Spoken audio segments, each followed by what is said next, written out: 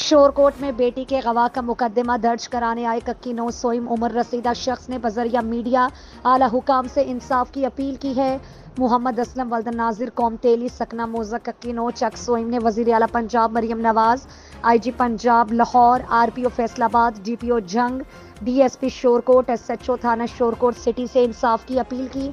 उन्होंने मीडिया से कहा कि मुलजिमान मोहम्मद इकबाल वल्द फलक शेर कौम जत्था मेरासी सकना पुल 14 मैतला चौक विहाड़ी रोड तहसील जहानिया जिला खानेवाल और गुलाम मुर्तज़ा वल्द मोहम्मद अली कौम तेली सकना कक्की नौ सोइम तहसील शोरकोट जिला जंग 4 कसनामालूम अफराद ने वरगला कर मेरी बेटी गवाह करके फरोख्त कर दी है। वहाँ मौजूद है हमारे नुमाइंदा मोहम्मद जाहिद सरोही। जी बताइएगा क्या तफसीलात हैं।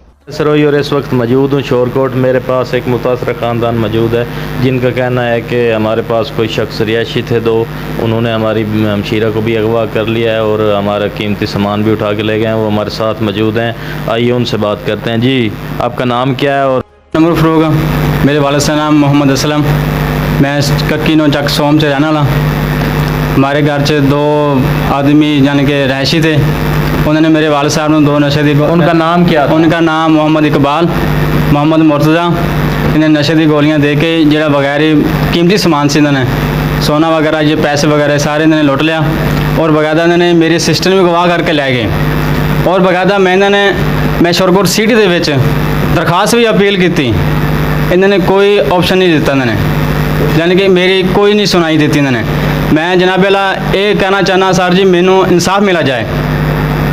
DSP और DPO, RPO और वज़ीर आला इन्हें दरख्वास्त है कि हम सानू इंसाफ मिला जाए, यानी कि फील दरख्वास्त की जाए, FIR दर्ज की जाए। क्योंकि सर जी मैं धक्के असी रोज़ाना आने साड़ी कोई नहीं सुनता इतने। मैं अगले दिन 31 तरीक को मैं DPO को भी गया झंग डेट लै गया, उन्होंने सानू धक्के मार के घरों उधर जाने के बाहर कढ़ता उन्होंने दफ्तर चों, यानी कि असी इंसाफ की वजह से असी साड़ी इज्जत भी इन्होंने अगवा की हुई है। सर जी इन्होंने बकायदा साड़ा कोई ऑप्शन नहीं लिया, इन्होंने